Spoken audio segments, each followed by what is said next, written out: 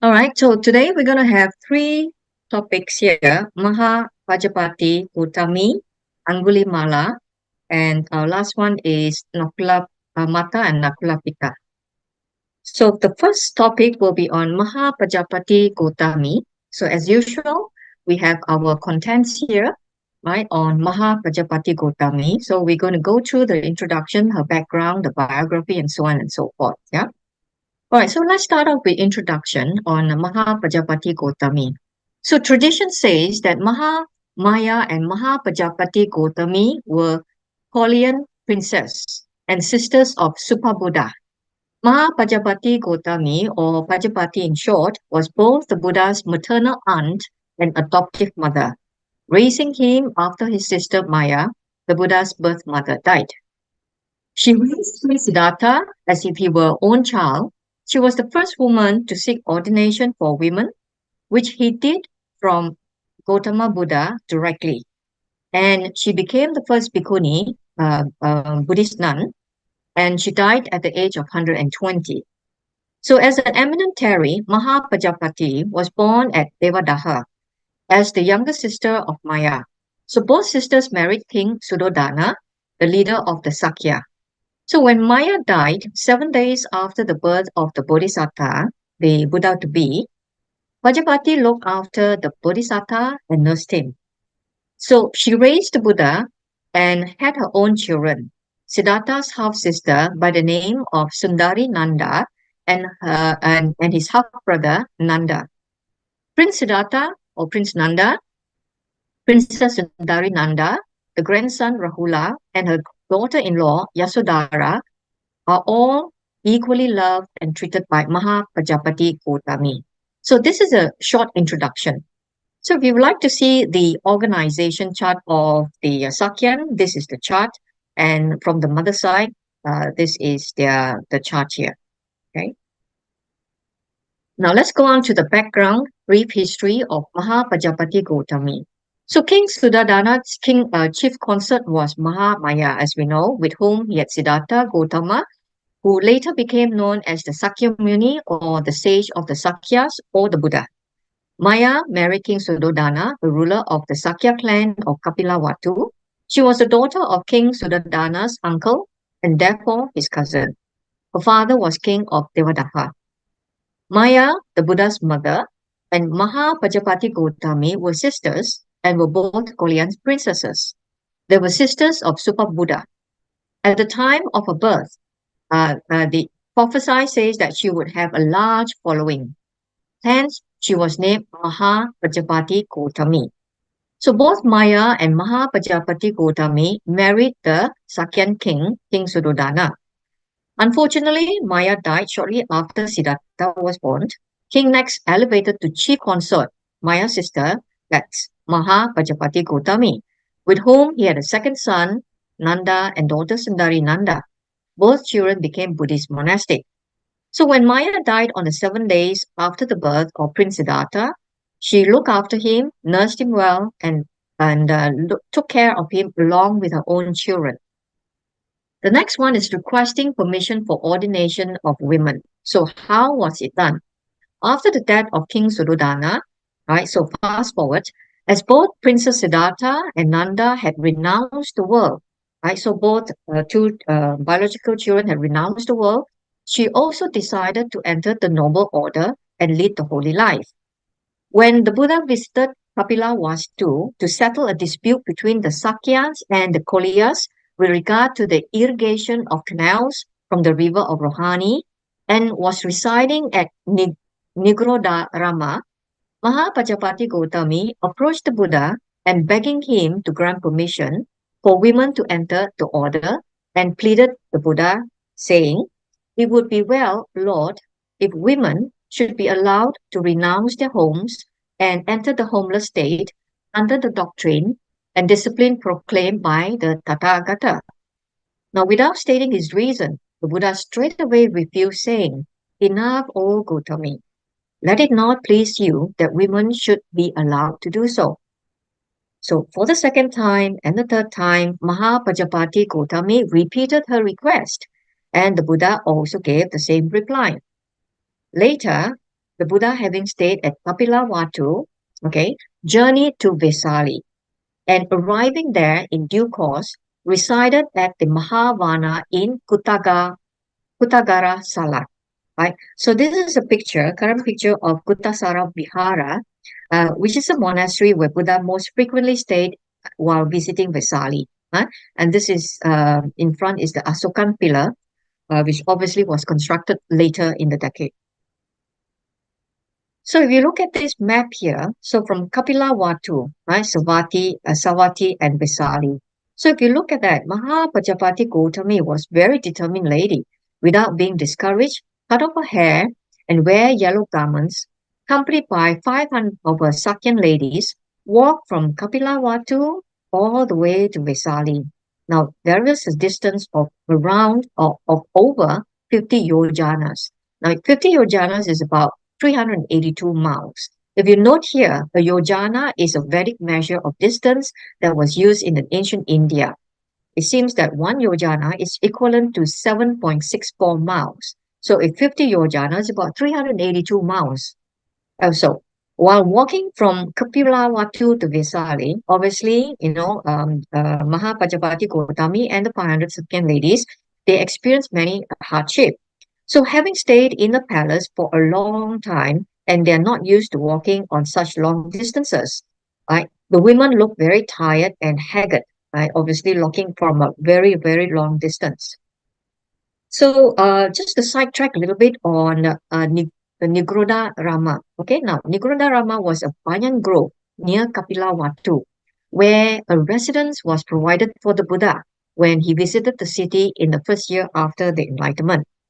This Nigroda Rama is located at the site of the modern Kudan village, about 6 kilometers south of Rakot, the Siddhartha or the fortress of Kapilavatthu. It was at this Nigroda Rama that Maha Pajapati first asked permission for women to enter the order, the first time. This was refused, and from there the Buddha went to Vesali, right? Then the Buddha stayed here on several occasions, and several Vinaya rules were mentioned as being promulgated here. On another occasion, the Buddha is mentioned as having spent a period of convalescence at this Nigroda Rama. The Buddha was sick at that time. He was there also when the quarrel broke between the Sakyans and the Koreans regarding the water of the Rohini. The remains of the Nigroda Rama are currently called Kudan. This is the modern name, Kudan, because it is located close to Kudan village. The remains consist of 2 excavated large stupas, and the third is yet unexcavated. The third unexcavated stupa has a more recent, possibly an Islamic structure built on top of it. The stupa was erected for the Bodhisattva horse called Kantaka, some 100 meters east of the gate.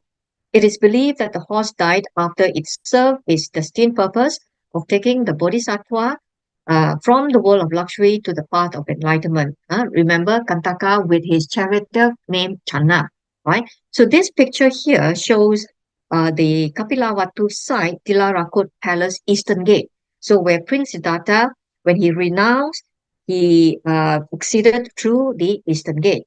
Now here it says that the Bodhisattva horse Kantaka, some 100 meters away from here, right?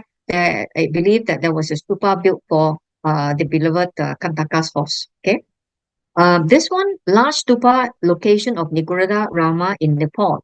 The main stupa at Kudan is believed and built during the Sakya period to commemorate the Buddha's meeting with his father, King Suddhodana, including his son Rahula, which was ordained at the age 8. So this here is the remain of the second, slightly smaller stupa at the Nigroda Rama. So this will give you an impression of how it looks like during the ancient days. So continue where we left off.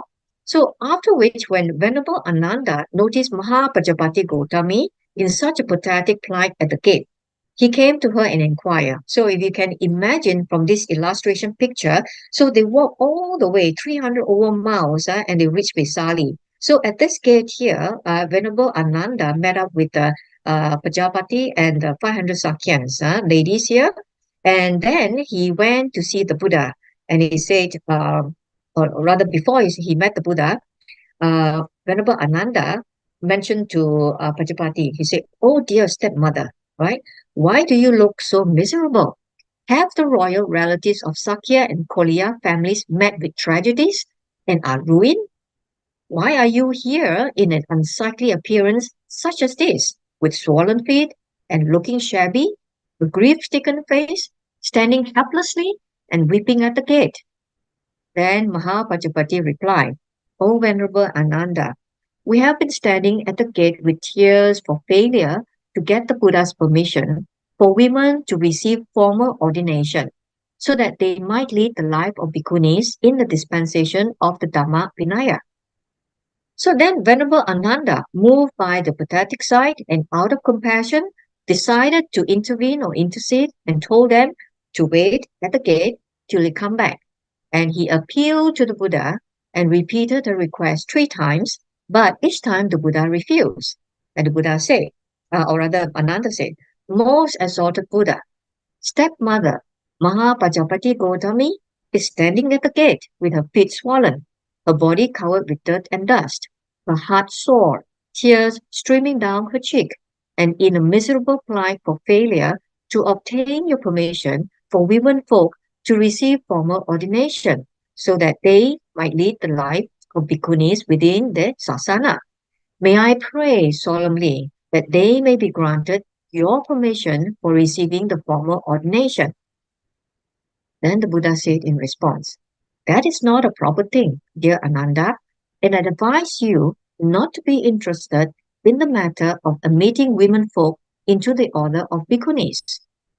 Then Venerable Ananda put the request in an indirect method and respectfully asked the Buddha, "Most exalted Buddha, could women folk attain Aryaship ranging from frictional stage of Sotapati, Sakadagami, Nagami, Arahanta by leading the life of bhikkhunis within the framework of Dhamma, Vinaya, and Sasana?"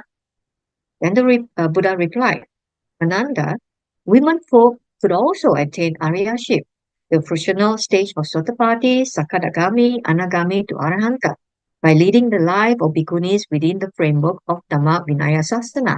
So you can imagine Venerable Ananda's very, smart in terms of how he lead questions to the Buddha in a very indirect way. Now, sidetrack a little bit. Now, this is an excerpt from the Buddha Net, because some of the suttas that you go through, you read, may not have detailed information. But from this Buddha Net, quite interesting stories here. And if you may, I may read here quickly. Pajapati Gotami replied, he said, "We leave our loved ones and relatives and walk all the way to Vesali and so on." So Venerable Ananda was touched by the words. He could not control his tears. So you can imagine how the scenario, the situation be at that time. He related the message to the Buddha and begged the Buddha to grant the woman the wish. Buddha, however, refused. "Ananda, I sympathize with them, but it is not appropriate to let women enter our community." Ananda remarked, "Lord Buddha, are men and women different in the Buddha Dhamma?" Ananda picked up the courage to ask for this. Then the Buddha replied, "Ananda, the Dhamma is in the same, or rather the Dhamma is the same in heaven or in the world. I do not discriminate against women. Discriminate against the women. That is to say that I treat all sentient beings as equal.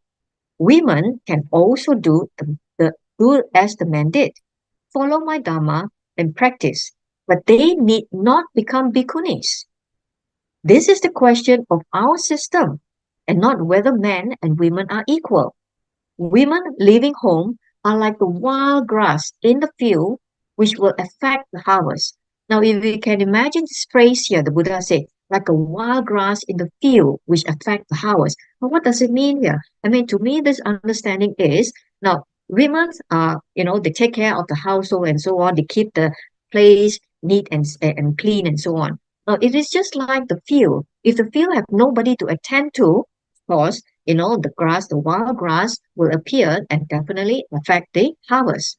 Okay, so I suppose this is how the Proverbs, would say. Now, this speech of the Buddha had profound meaning. On the aspect of humanity, women should be allowed to leave home. However, on the aspect of Dharma logic. It is not good to allow two sexes to practice together. Wisdom and love move opposite ways. Some people might give up practice for love, so Buddha refused to let women to join the Sangha. Or perhaps the Buddha felt that as compared to men, women are more vain, more delicate, and slower than men, so he disallowed women from entering to teach them a lesson. Now, although the Buddha refused, nevertheless, Ananda said in tears, Lord Buddha, can you bear to see them die? Shouldn't you show them compassion and give them a helping hand? The Buddha felt that at times it was impossible to care for both Dharma and feelings at the same time. He also understood that there was no pure and unchanging Dharma. The Buddha was quiet for a while and finally agreed to Ananda's request to allow women to leave home. Now, after being said by the Buddha happily, Ananda rushed outside to announce the good news. Maha Pajapati and the other women were overjoyed with tears. The Buddha met the 500 women and wanted them to obey 8 extra rules towards the monks. So this is an additional information for you to refer to. Now continue where we left off. So after which Venerable Ananda here brought forth 2 arguments. Okay, most exalted Buddha, if womenfolk were capable of attaining the 4 stages of Aryaship by way of their being bhikkhunis within the framework of Dhamma Vinaya Sasana, may I submit a case that is worthy of the Tathagata's sympathetic consideration in support of my request. And he continued, most exalted Buddha, Maha Pajapati Gotami had rendered great service to you besides being your stepmother.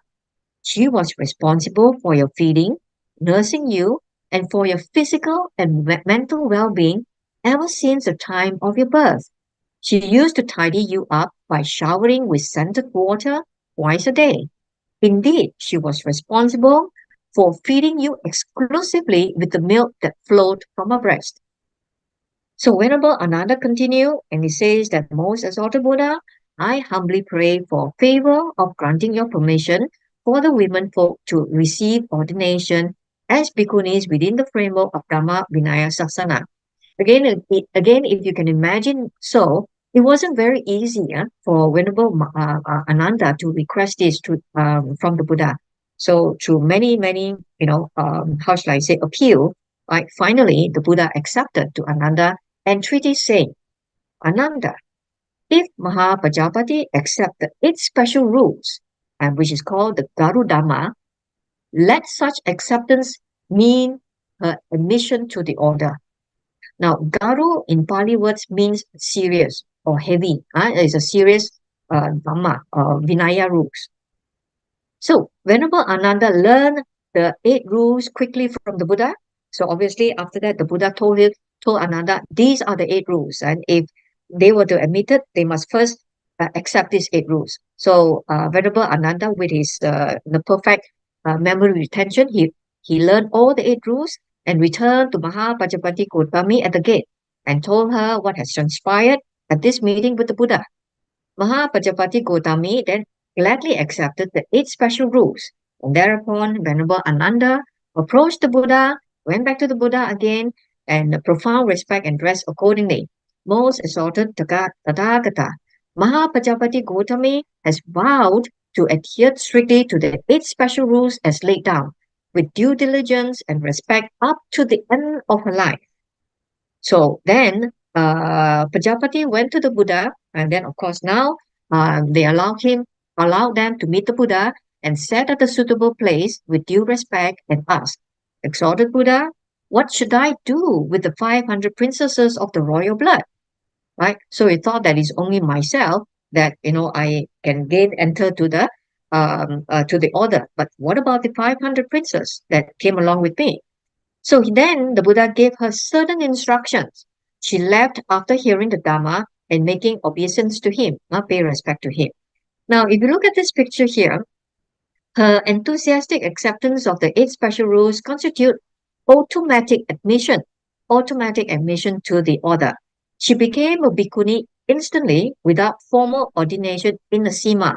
As you know, as we read earlier on, if you need to become a monk, right, it has to be done properly in a sima hall. But in this case, during the time of the Buddha, right, instantly she became a bhikkhuni without formal ordination in a sima.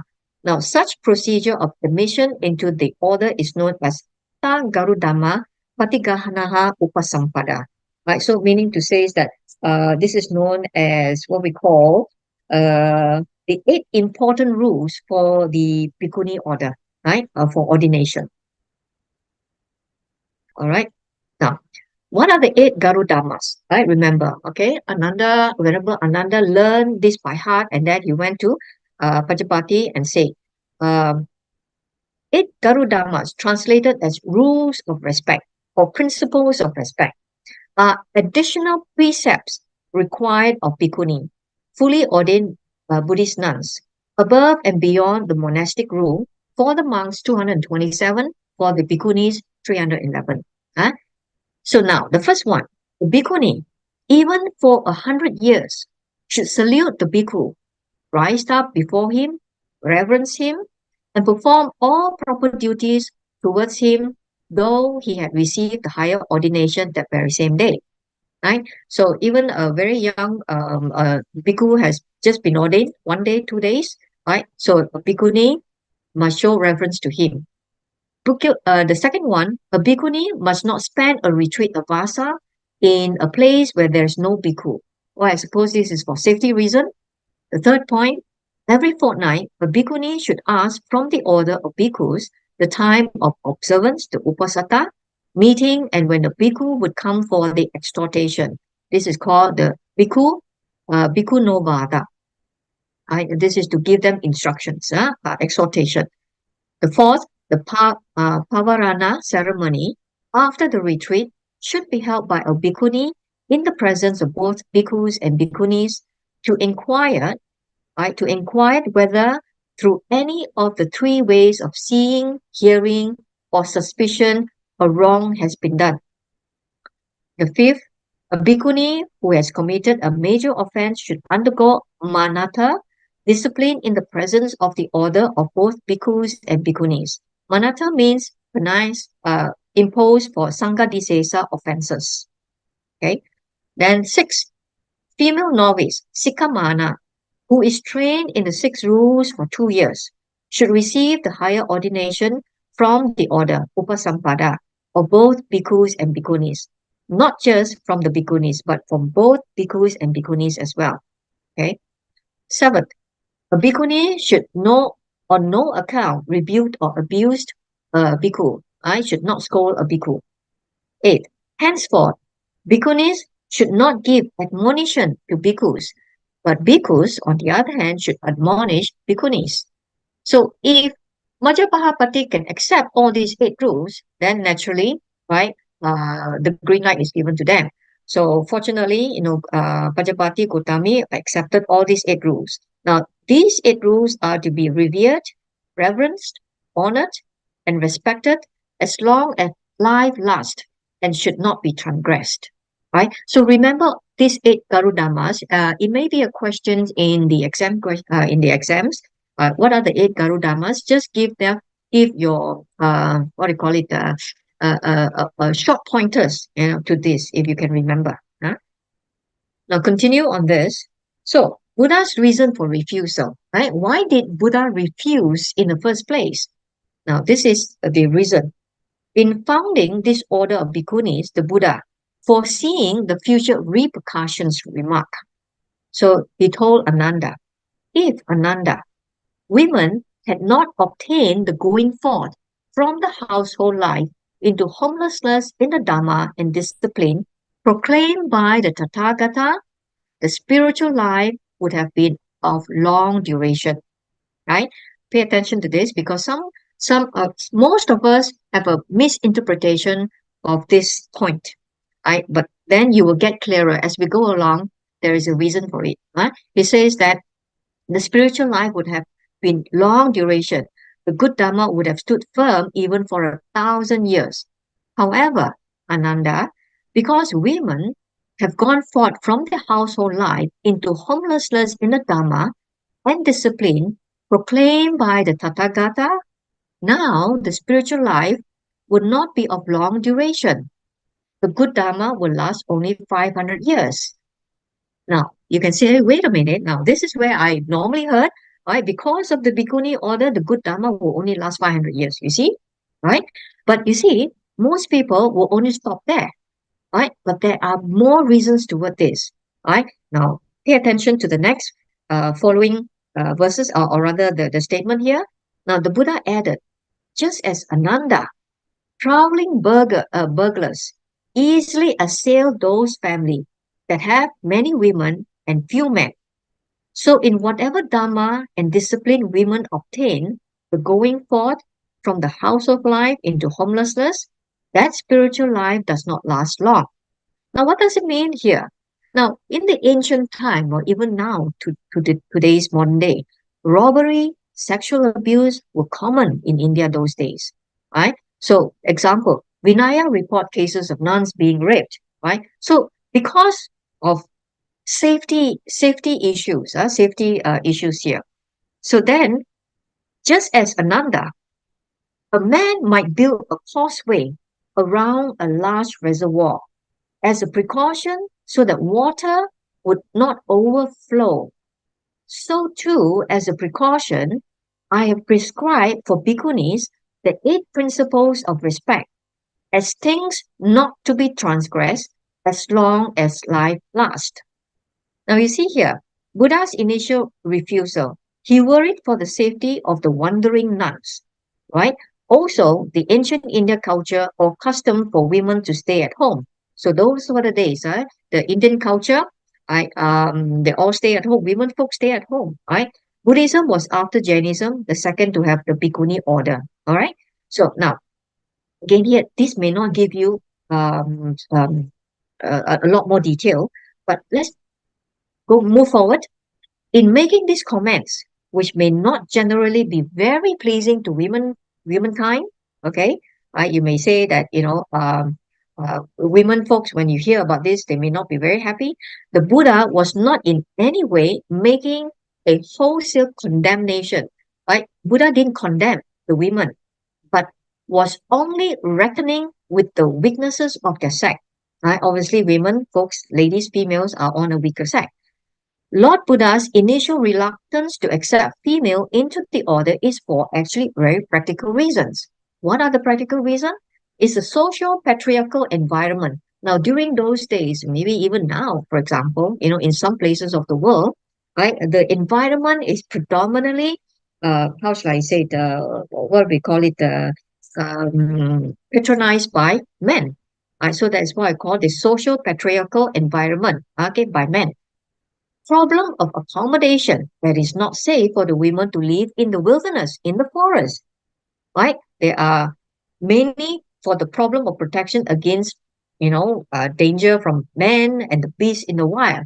So these are the three primary reasons that initially Buddha thought about it, and this is for the safety. Now he laid down rules. He laid down all the 8 rules to ensure healthy continuation of the monastic institution rather than to exert spiritual dominance of monks over nuns. Right? Now, what the Buddha want? Buddha wanted at the formative period of the nun order. This is during the formative period of the nun order, right? To thrive on the guidance, supervision, and protection of the monks order.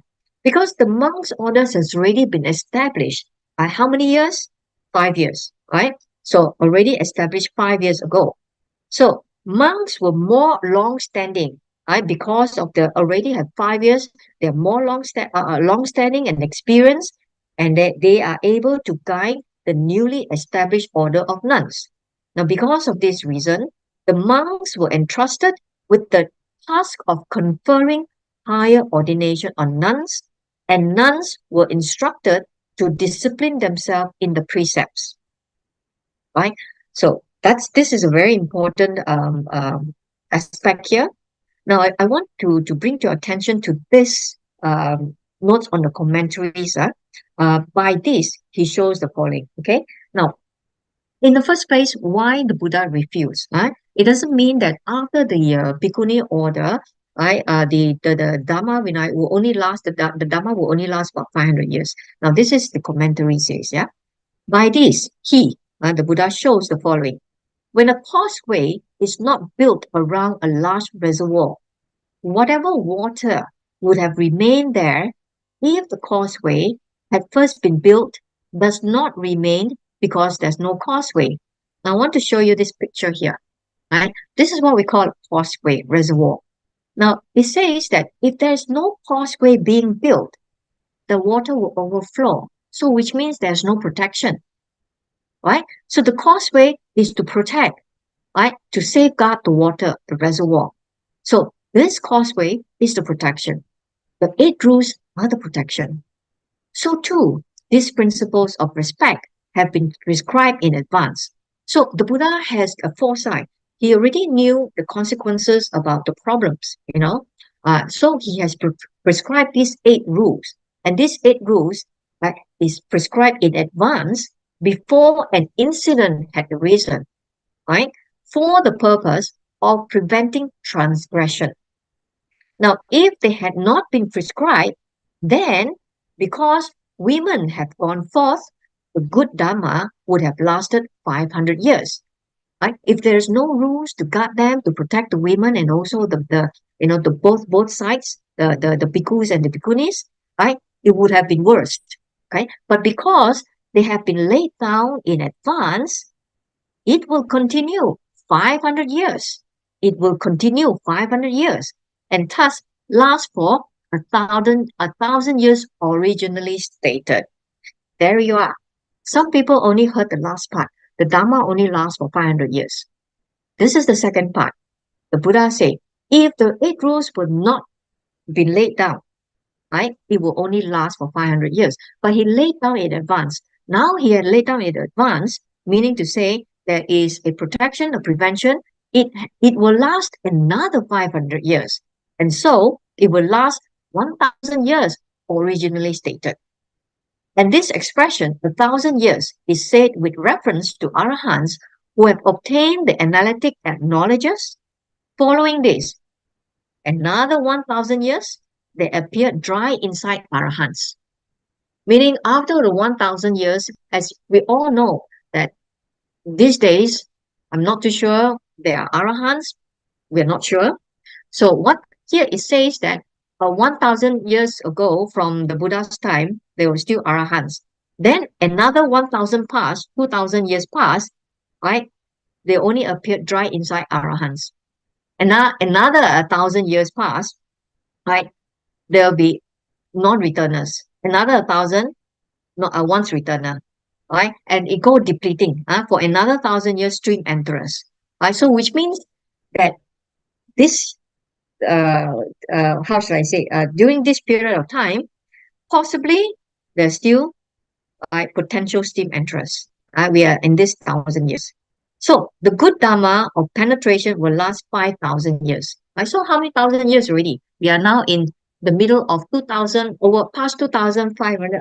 I checked the website now, just now, 2564. This year is 2,564 years. Okay. So it's already 50% gone. Okay. So the 2568. Okay. 2568. Thus, the good Dhamma of penetration will last 5,000 years. So we're already halfway through. So the Dhamma of learning will also last this long. For without learning, there is no penetration. And as long as it's learning, there's penetration.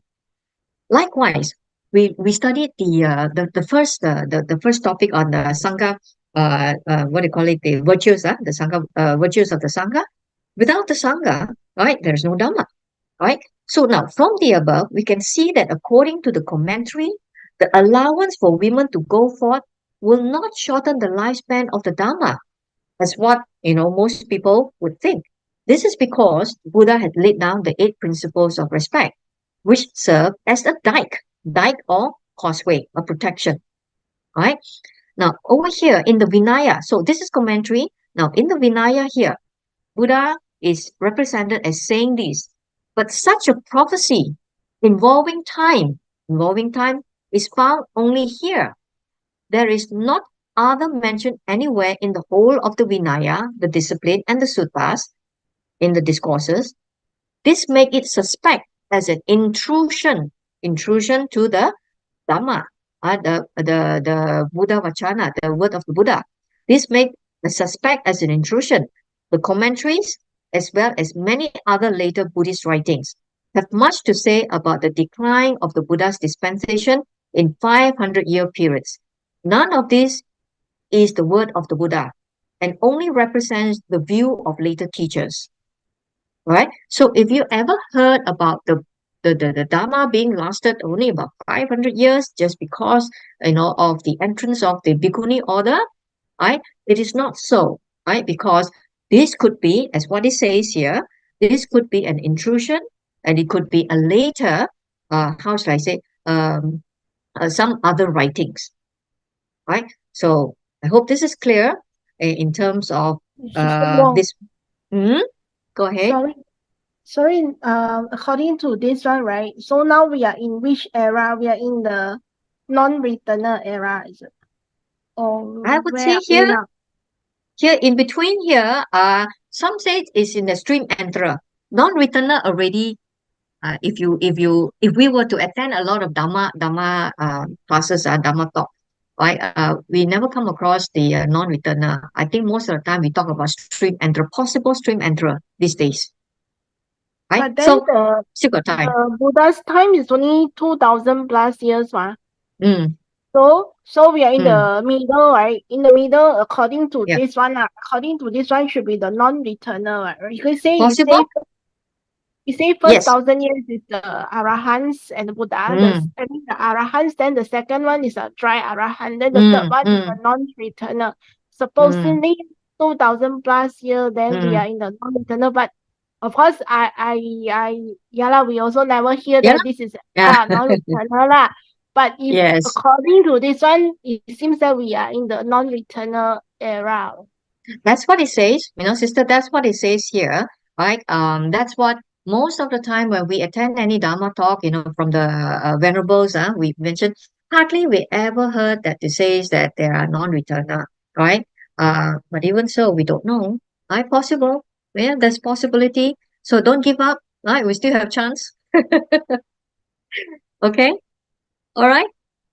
So Okay. yeah. But it Okay. also Good. doesn't mean that it refer to all, right? It maybe just refer to No. No. a No. few No. of the No. non-returner, a few of the stream Of enterer or something like course, of course. I mean, if you look at it, even though you speak to the most, profound, contemporary venerables, we not, I wouldn't say we can tell whether that's an anagami or a stream enterer, right? We wouldn't know. We wouldn't know. But there is a possibility. Who knows, right? It did mention here, right? It did mention here. Okay. So Sorry, let's. another question is, Mm, it says the nun cannot stay alone.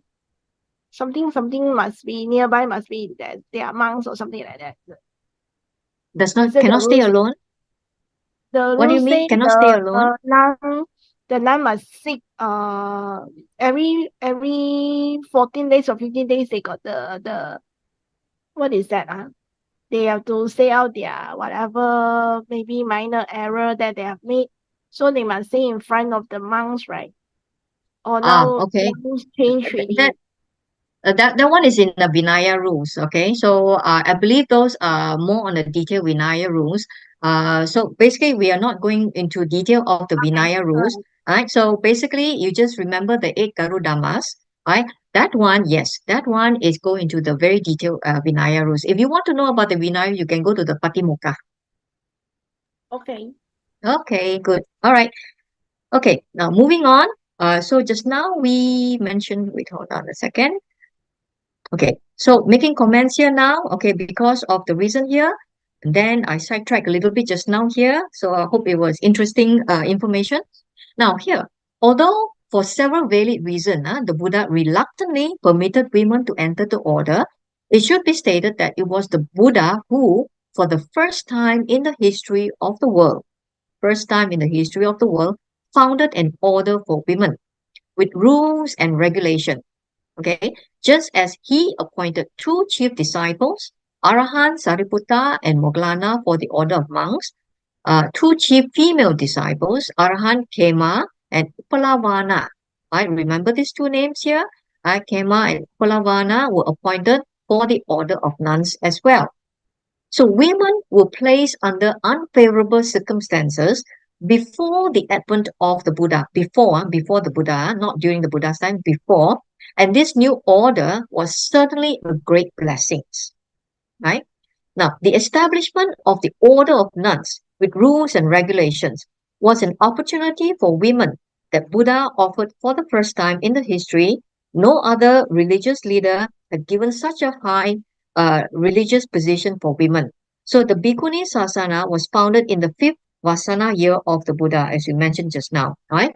So again, going back to our first lesson, the nine virtues of a Sangha, we're talking about the fourfold assembly, that includes the bhikkhu, bhikkhunis, the upasaka and upasika, right? So if today there is no bhikkhuni, then there is no fourfold assembly, so to speak. Yeah. So it is still, what I call it, it's still ongoing, right? It is still alive in a way. Venerable Ananda shows special care and effort to look after all the four kinds of disciples. Remember, I mentioned the four kinds: bhikkhu, bhikkhunis, lay disciple, and male and female. Not only for the monks and laymen, but also nuns and laywomen. Without him, in fact, there might have only been three kinds of disciples, for he was the one who was instrumental in the founding of the Bhikkhuni Sangha. So, who was instrumental in the founding of the Bhikkhuni? Venerable Ananda.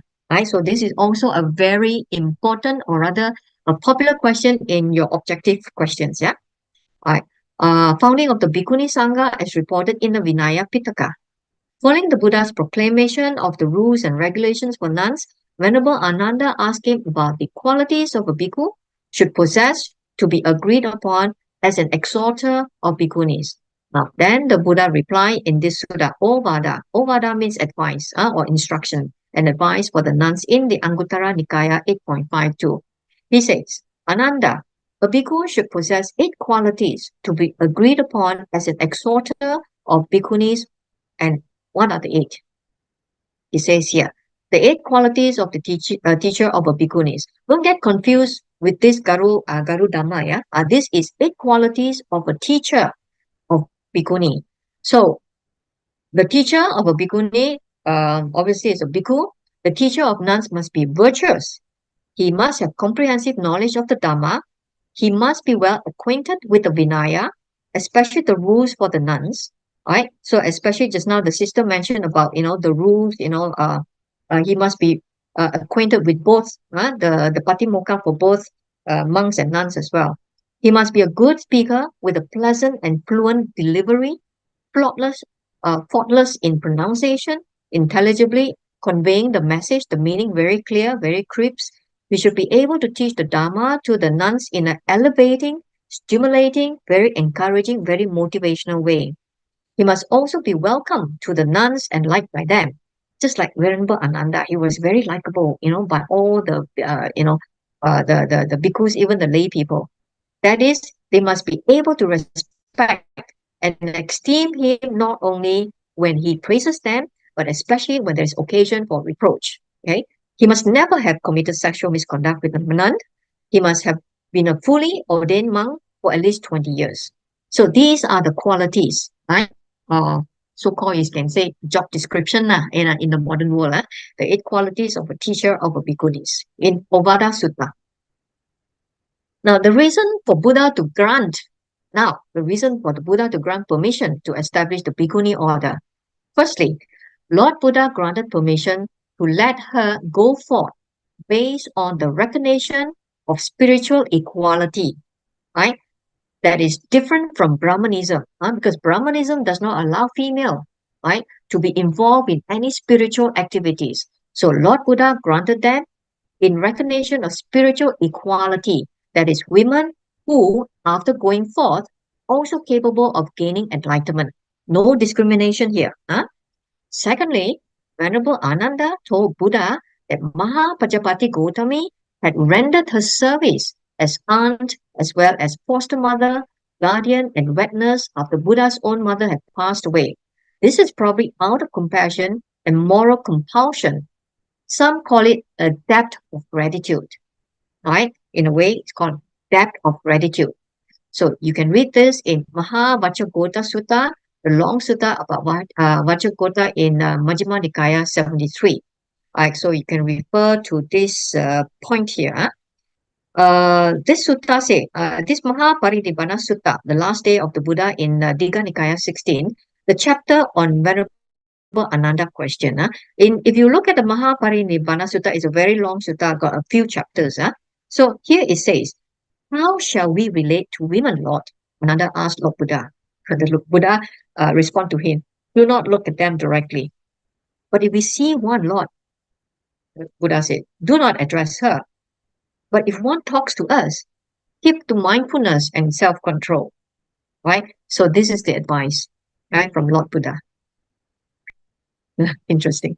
Now, let's move on to Maha Pajapati Gotami, now the foremost bhikkhuni and her parinibbana, okay?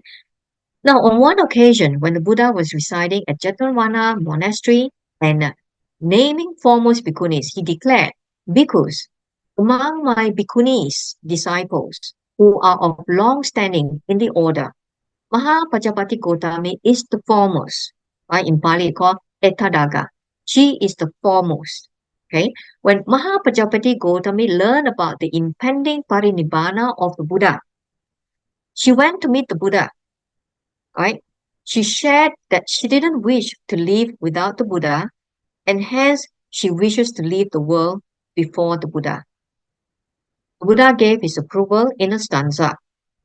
Then she asked permission of the Sangha, the venerables Rahula, Ananda, the sons, basically the grandson and the son, Ananda, to approve of a passing away in two stanzas, describing the benefulness of sentient beings.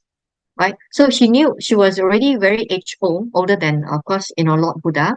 So after Lord Buddha has mentioned that he announced his parinibbana in coming 3 months, so obviously, Maha Pajapati Gotami learned about this, and he went to the Buddha and says that, I wish to, how shall I say it, wish to leave the world before the Buddha, right, in a nicer way.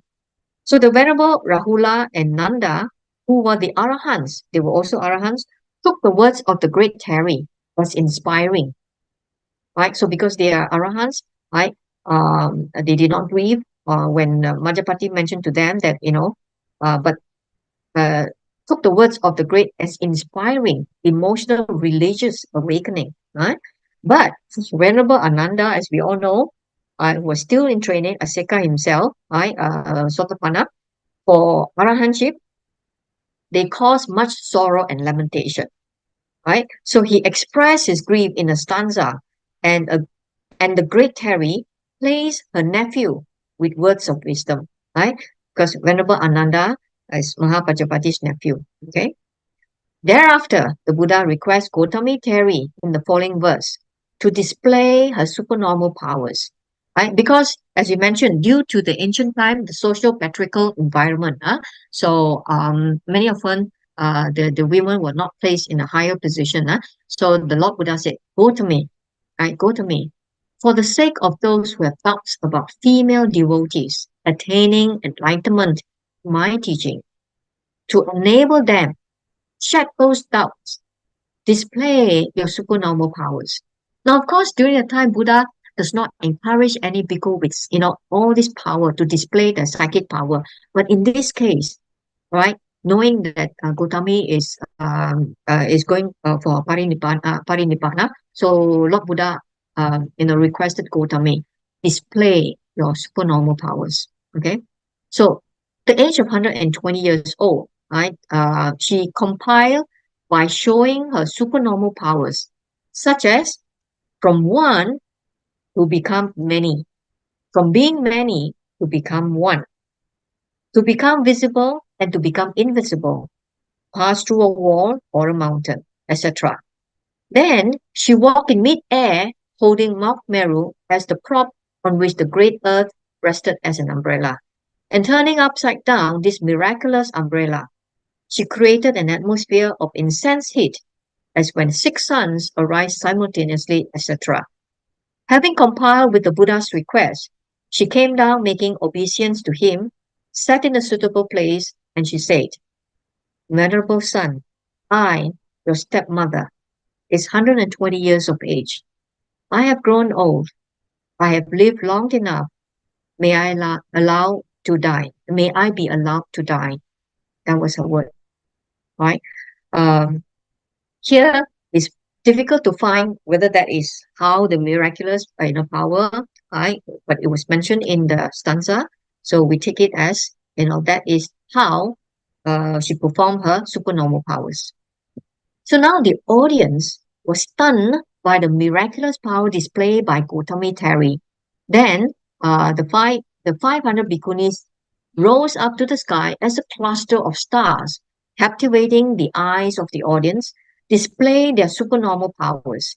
I remember all the 500 bhikkhunis were all arahants already, and having obtained the Buddha's approval to end their feast, they made obeisance to him, respected him, saluted him, sat down in a suitable place. They recounted to the Buddhas in verses how much they owe to Gotami Terry. Then they asked the Buddha's permission to pass away. Then the Buddha said, and the Buddha addressed to all the bhikkhunis, you know the time to pass away. After the parinibbana of Maha Pajapati Gotami, the Buddha had a stupa built by the Lichavi prince and the relics enshrined, and the Buddha himself joined the funeral procession. Okay, this was very unique. Honor paid by the Tathagata. Buddha addressing the Bhikkhu Sangha and later declared that Venerable Maha Pajapati Gotami was foremost in attainments among the female Maha Pajapati of noble order. Right? So as you can see from her youth days, becoming a mother, joining the Bhikkhuni order, and as she grow into a more senior level, right, growing old and parinibbana. Now, the status of female during the Buddha's time, why is that so? The status during that 2,600 years was very low. The society was mainly patriarchal, as we mentioned, society system dominated by the men. Birth of a male newborn was a joyful occasion and was lifted for all the world to see and perform special mantras and rites for obtaining a male child. Right? But the birth of a female was not a happy one. The midwife would quietly keep the female newborn aside. Neither mantras nor rites were performed. The female child received no education, unlike the brothers of the upper three castes who were schooled in Vedas. The females were treated in the same status as the Sudras. They were not allowed to learn the Vedas as they had no need for religious learning. According to Manu Mustri, if I pronounce it correctly, the Hindu law code 500 to 300 BCE devotes 9 chapter entirely to laws pertaining to women. Women does not need to perform sacrifices or religious rites. They were not involved in any religious activity. Okay, obeisance to husband alone is sufficient for them to be born in heaven. Right? So that's what they say. Now, if you want to look at what Brahmin in Pali, Sanskrit as Brahmin means Brahmin. Sanskrit, Kshatriya is Katiya, Vaishya is Veda, Shudra is Sudha, and Dalit is Dalit. So this is just a terminology here. So as you can see, the status of women during the Buddha's time. Okay. Even King Pasinadi, the wealthy king of Kosala, was visibly upset when told that Queen Malika, her queen, had given birth to a female.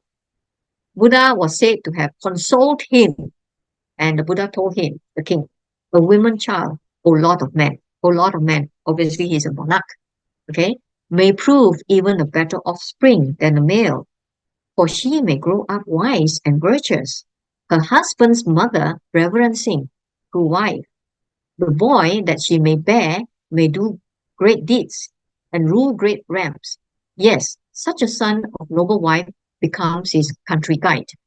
So a female child received no education, unlike brothers, upper caste, we mentioned about that already.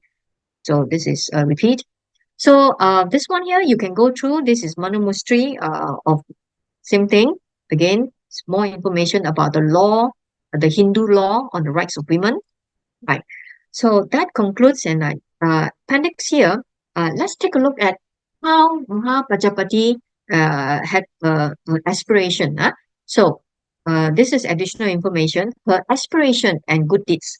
At the time of Buddha Padumuttara, it seems she was conceived in a good family. Right? This is past life history, past life of Pajapati Gotami. It seems she was conceived in a good family home in Hamsawati. Then, at another time, while listening to the teacher teach the Dharma, she saw the teacher place a certain nun as being the foremost in seniority, did a great deed, and expired for the same position. So she gave donation for the rest of her life, protected the virtue, passed away, and she was reborn in the world of gods and spent one period when there was no Buddha there. She passed away again from the world of gods, was reborn, and became the chief amongst the 500 female slaves in Banarasi. As you can see, during the time of Gautama Buddha, she also had 500 Sakyan ladies, 500 female slaves. Then, at the time of the rains retreat was approaching, 5 Pacheka Buddhas descended from Mount Nandamulaka to Isipatthana, which is in Sarnath. They wandered for alms in the city, and going back to Isipatthana, they thought, we will ask for manual labor in order to prepare the huts for spending the rains. So this 5 Pacheka Buddha says. After wrapping their robes and entered the city in the evening and stood at the gate of the treasurer's house. Oh, this is a picture from Varanasi. So the treasurer, after hearing why they came, and said, you do not have our permission, please go. Then, as they were leaving the city, the chief female slave, remember the chief female, took her water pot, and while entering, she saw them. Put down the water pot, worshipped, bent down, lifted up her face and asked, noble ones, having just entered the city, why are you now leaving? Then they say, we came to ask for manual labor to prepare the huts for spending the rains. Then the water pot lady said, did you receive it, Reverend Sir? We did not receive it, laywoman. But can these huts only be made by the powerful? Or is it possible also for the lowly? Lowly means, for them as a low caste, to build them? It is possible for anybody to build them. So very well, Reverend Sir, we will build them. Tomorrow, please accept our alms food. So the chief female then said to the other female slave, ladies, will we always be doing slave work for another? Or do you wish to be free from this slavery? And of course they replied, noble lady, today itself we wish to be free. If you so wish, as the 5 Pacheka Buddhas didn't receive the manual labor, they were invited by me for tomorrow. Have your husband, call your husband, give manual labor for a day. Call your husband and then do the labor work. So on the next day, after giving food to the Pacheka Buddha, all the female slave and the husband entered the wilderness to the forest straight away and made each of them a hut. And they received promise from the Pacheka Buddhas to spend the 3 months right there. After looking after them for 3 months, the chief female slave had each of the female slaves prepared cloth, ropes, and they made 500 horse cloths. After exchanging them and having the 3 ropes made, she gave a set to each of the 5 Pacheka Buddhas. And even as they watched, Pacheka Buddhas went through the air to Mount Mahasatipatthana. Okay, now another life. That was the first good deeds. Another life. After doing good deeds for the rest of the life, they were reborn in the world of gods. So after that, reborn in the world of gods. The chief female, having passed away from there, was reborn as the chief weaver in the weavers' village not far from Banarasi. Then one day, Padumawati's son, the 500 Pacheka Buddhas, were invited by the king of Varanasi. After going to the king's gate and not seeing anyone there, they turned back and left via the city gate and went to the weaver's village. Those women saw the Pacheka Buddhas, treated them kindly, and after worshipping them, they gave their alms food. After taking the food, again, they left to Mount Mahasatipatthana. So now, the last life, how she became Gotami. After doing good deeds for the rest of her life, she was reborn again amongst the gods and humans only. Later, she was reborn prior to her teacher and was conceived in the house of Buddha. Now, here comes the story of Pajapati in the city of Devadaha. and was given the name Gotami and was Mahamaya's younger sister. So the Brahmanas learned in the scriptures, examining the characteristic of this baby, declared, the children who dwell in these two wombs will become universal monarch, right? Both the sister Maya and Gotami. So the great king Suddhodana, when they had reached maturity, married the two of them and led them to his home. Later, after a Buddha to be had passed away from Tusita heaven, he took conception in the womb of Queen Mahamaya. Mahamaya died 7 days, and then she delivered him reborn in Tusita heaven. So the great king placed the great being's mother's sister, Maha Pajapati Gotami, in the position of chief consort, as we know. At that time, Prince Nanda was born, and she gave Prince Nanda to another wet nurse and took care of the Buddha herself. So that was how she became the Gotami. That concludes Maha Pajapati Gotami. Now, as for the exam questions, there were no questions at all from Maha Pajapati Gotami, as you can see from here. The latest one was seen in the senior level in 2021. Who nursed the infant Bodhisattva after his mother, Queen Mahamaya, passed away? What role did she play in the formation of the Bhikkhuni Sangha? Right? So it looks like this is the only, or rather, creates the event that leads to the establishment of Bhikkhuni Sangha. Now, this is the Bhikkhuni Sangha. What significance does the Order of Nuns have the status of women in India at the time? So this question was in 2019 and 16, and it was repeated in 2018. Right? So you can dwell on these questions, right, and then come up with your own conclusion about that. We have 2 more topics to go, so sorry, I have to go on quickly here. Okay, now next we go to Angulimala. Angulimala, we only have about, how many slides here? 9 slides. And then later on with Nakula Mata, we have about maybe 18 slides. Yeah. So very quickly, you know about this story already. Introduction. Okay. Now, Angulimala, all right, a disciple of the Buddha who, despite having killed 999 people, able to purify his negative karma and attain Arahanthood. His story is seen as an example of the redemptive power of the Buddha's teaching, and the universal human potential for spiritual progress, regardless of one background. The name Angulimala literally means necklace of fingers. Before Angulimala conversion to Buddhism, he was a deluded quest to kill 1,000 people. Each time he killed a person, he would cut off one finger of his victim and add it onto a necklace that he wore around his neck. Now, Angulimala had already killed 999 people. He was seeking the last victim when he encountered the Buddha. He chased after the Buddha, intending to kill him, but instead the Buddha was able to persuade Angulimala to give up his negative actions, and he became a disciple of the Buddha, eventually reached Arahanthood. Now, if you want to do a very short introductory, this would be a good start here. Now, the early life of Angulimala. According to commentarial text, omens seen at the time of Angulimala birth, the flashing of weapons and appearance of the constellation of thieves in the sky, are not very good omen, indicated that Angulimala would become a robber. Angulimala's father, the Brahmin chaplain, his father was actually a Brahmin chaplain to the king of Kosala, a very high level status, named him Ahimsaka. Ahimsaka means the harmless one. To counter effect of his bad omen here, he called him Ahimsaka, the harmless one. Derived from the Sanskrit and Pali word means ahimsa. As an attempt to deter the dark fate predicted at his birth, indicates that he was initially named Himsaka. Himsaka means the harmful one. Okay, but the name was later changed to Ahimsaka. Ahimsaka was sent to Taxila to study under a well-known Brahmin guru. There, he excelled in his study and became the teacher's favorite student, enjoying special privileges in his teacher's house. However, the other students grew jealous of him, of his steady progress, and sought to turn his master against him. So he made his master turn against him. To that end, they made it seem as though Ahimsaka had seduced the master or the teacher's wife and boasted that he was wiser than the guru. Of course, this made his master, the teacher, very upset. Unable to attack Ahimsaka directly, so the teacher said that Ahimsaka training was complete. So the teacher told him, Your training is complete. But that he must provide the traditional final gift.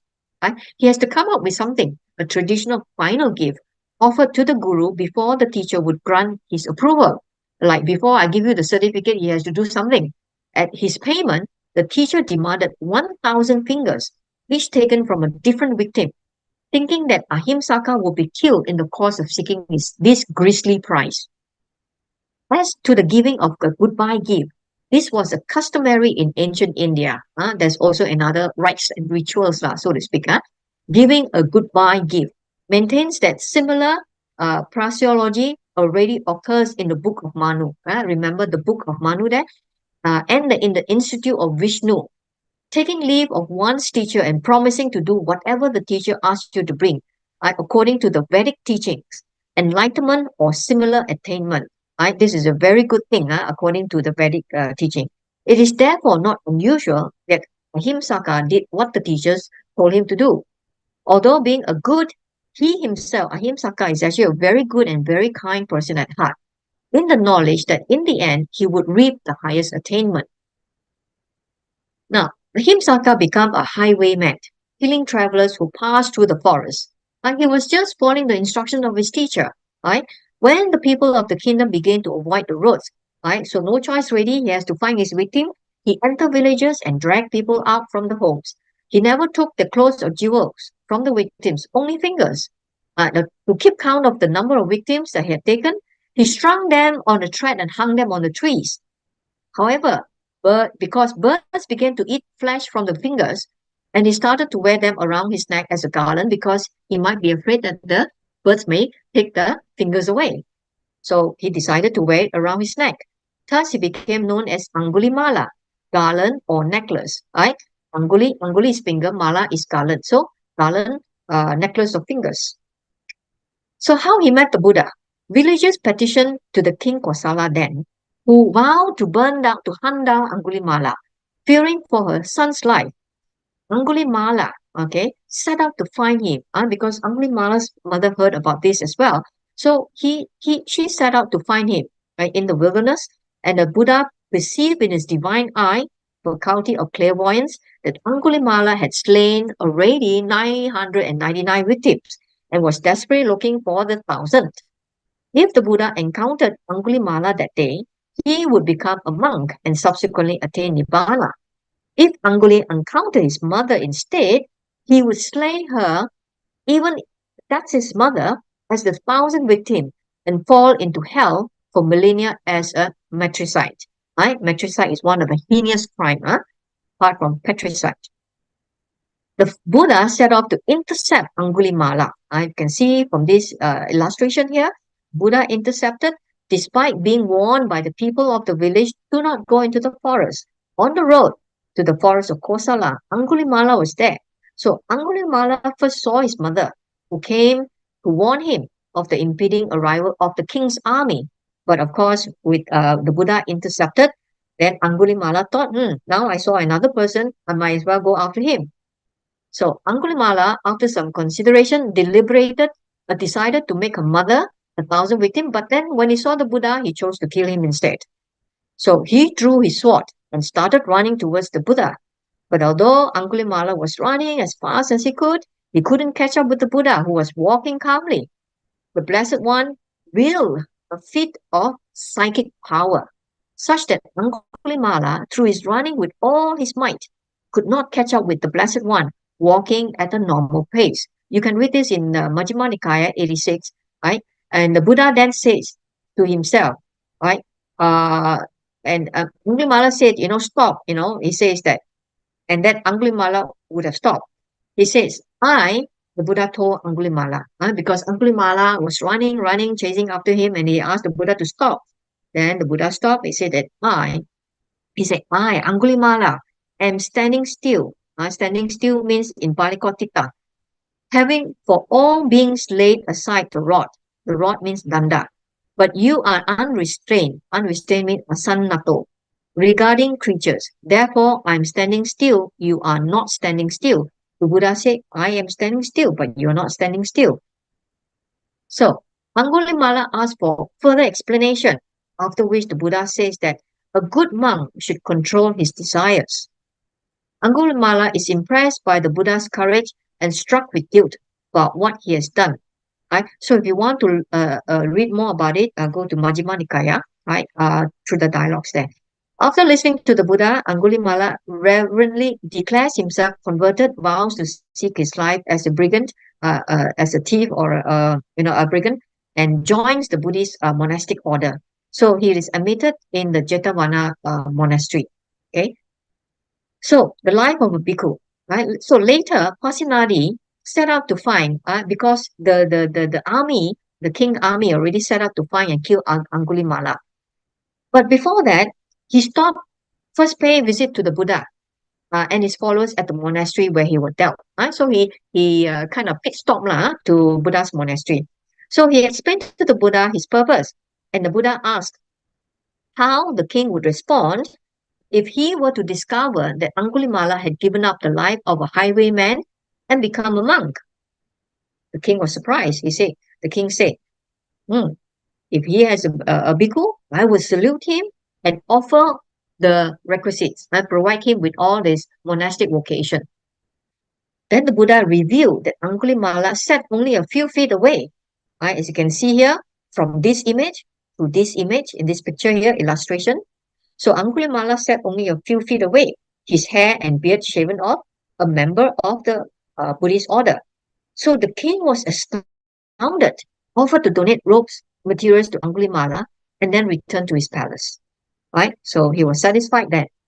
Later, Angulimala came across a young woman. So later, as was in the, as a training already, across a young woman undergoing a difficult labor. Right? He went to the Buddha and asked him what he could do to ease her pain. Right? So this is also a very important aspect of Angulimala. The Buddha told Angulimala to go to the women and say. So Angulimala asked the Buddha. Buddha told him and say this. And Angulimala said this to the women: Sister, since I was born, I do not recall intentionally killing a living being. Through this truth, may there be well-being for you, well-being for your fetus. Now, Angulimala thought about this and pointed out that it would be untrue for him to say this. Then the Buddha offered this revised stanza. And he said, Sister, since I was born with the noble birth, became a monk. Noble birth became a monk. I do not recall intentionally killing a living being. Through this truth, may there be well-being for you, well-being for your fetus. So after Angulimala makes this book of truth, the women safely give birth to a child. Right? So Angulimala went back and then recited this stanza to the women delivering the baby. So this verse later became one of the protective verses, commonly known as Angulimala Paritta. Monastics continued to recite the text during blessings for pregnant women in Theravada countries and often memorized it as part of monastic training. So thus Angulimala is widely seen by devotees as the patron saint of childbirth. Changing from a murderer to a person seen to ensure safe childbirth has been a huge transformation. This event helps Angulimala to find peace. After performing this act of truth, he is seen to bring life rather than death to the townspeople. And people start to approach him and provide him with alms food. So as you can see how the transformation from a murderer, right, to a peacemaker here. Last, his earlier name Ahimsaka fully befitted him. Most of the people had gained full confidence in his inner transformation, and there was no lack of support for him. However, a resentful few could not forget that he was responsible for the death of their loved ones. Remember, he killed 999 victims. Unable to win revenge through the law, they took matters into their own hands. With sticks and stones, they attack him as he walked for alms. Again, this picture illustrated, you can see them. Right? They throw stones at him, with a bleeding head, torn outer robe and a broken bowl. Angulimala, managed to return to the monastery. Buddha encouraged him to bear this torment with equanimity. He indicated that he was experiencing fruits of his karma, karma vitaka, that would otherwise have condemned him to hell, right? The karma results happening now. This illustrates the Buddhist belief that while the effects of karma are inescapable, the form that they take and the schedule on which they occur can be modified by later actions. In this case, Angulimala experienced physical suffering during the course of his last life, rather than experiencing torment in another birth for a much longer period of time. Right? So that is the law of karma. So that being an arahant, Angulimala remained firm and invulnerable in mind and heart, right? Very steadfast in mind and heart. But his body, the symbol and the fruit of previous karma, was still exposed to the effects of his former evil deeds, right? As an arahant, he needed no words of consolation, but a reminder of the karmic concatenation of cause and effect, which still has to be endured until the end of his life. When he entered Savatthi for alms, he was attacked by mob, but on the admonition of the Buddha, endure their wrath as a penance for his former misdeeds. Right? So as an arahant, he has to endure that. So that was Angulimala. Okay. Lastly, okay. So I hope you bear with me now. Nakuli Pita and Nakuli Mata. Right? Nakula is the name of this Brahman, and Pita is father, Mata is mother. So there are three parts here, right, briefly. The part one is about a Brahman of Saketa. Right? This you can find in Jataka 68. So if you want to know about Jataka 68, you can go to Sutta Central. There's a link to the Jataka. Okay. A Brahman of Sataka. A Brahmin greets the Buddha as his son. All right, now, once the Buddha with a retinue of Buddha, bhikkhus, entered the town of Saketa for alms. Remember this Saketa? Who was in Saketa? Vishaka, right? Vishaka was from married to and moved to Saketa. An old Brahmin, on seeing the Buddha, fell down before his feet and said to him, this old man, you can see illustration of this picture here. And this old man said to the Buddha, dear son, is it not the duty of sons to care for the mother and father when they have grown old? Because this old man have not seen his son for a long, long time. Why is that for so long a time you have not seen, you have not shown yourself to us? This is the first time I have seen you. Come look upon your mother. He said, come home, I come see your mother. And taking the teacher with him, he escorted him to his house. When the teacher had entered the house, he sat down on the seat prepared for him, together with the order of monks. So that then the Brahman wife approached the teacher and falling before his feet and said, dear son, where have you been all this time? Ought not mothers and fathers to be cared when they have grown old? And she directed her sons and daughters to salute the teacher, saying, now go and salute your brother.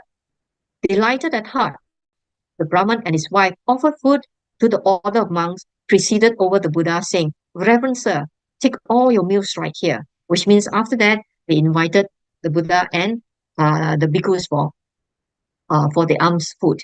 From that time onward, couple offered alms food to the Buddha, listened to the Dhamma, and in the course of time, obtained the fruit of third path, a non-returner, Anagami.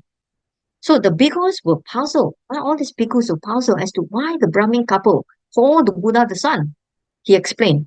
Right? So the Buddha explained to the bhikkhus, monks, in time past, this Brahman was my father for 500 successive existence, my uncle for 500 existence, and my grandfather for 500 existence. Likewise, the Brahman wife was my mother for 500 existence, my aunt for 500 existence, my grandmother for 500 existence. Thus, I was brought up by this Brahman during 1500 states of existence, and by the wife of this Brahman during 1500 states of existence. So, having told of these 3000 births, the Buddha recited this verse. Yasmin mano nivisati, hitan chapi pasidati, adita pubake pose, hamang tasmin pi vasasiti. Right? I hope I pronounced it correctly. In whom the mind is established, in whom the heart has confidence, In that person unseen before, in him too he gladly trusts. Right? This is taken from the Brahman of Saketa in Jataka 68. So that was how um, he mentioned to the monks. So from the entire period of 3 months during the teacher spent the rains retreat, the Vasa, he resorted only to that family for their meals, and at the end of the 3 months, they attained arahantship and passed into Nibbana. So the teacher, surrounded by the retinue of 500 monks, accompanied the bodies of the couple to the burning ground. The people saluted the teacher, saying to him, right, saying to the Buddha, Reverend Sir, do not grieve because your mother and father are dead. Speak not thus. Then the Buddha, then the teacher then recited the Jara Sutta on decay, right, as follows. Right. So you read about this sutta here, right? So I will leave it to your own discretion to read there. So he read this Jara Sutta. Okay. Now the bhikkhus, not knowing that the Brahmin couple had already attained parinibbana, well, obviously the bhikkhus do not know that they are arahants. Okay. Had already attained parinibbana. Asked the Buddha where they were reborn. The Buddha explained, those who have become arahants are not reborn anywhere. They have attained nibbanic peace. So saying, he pronounced the following stanza. Those inoffensive sages, in body ever restrained, go to the everlasting state, that's nibbana, where gone they grieve no more. This is taken from Dhammapada verse 225. Right? This is in the Pali version.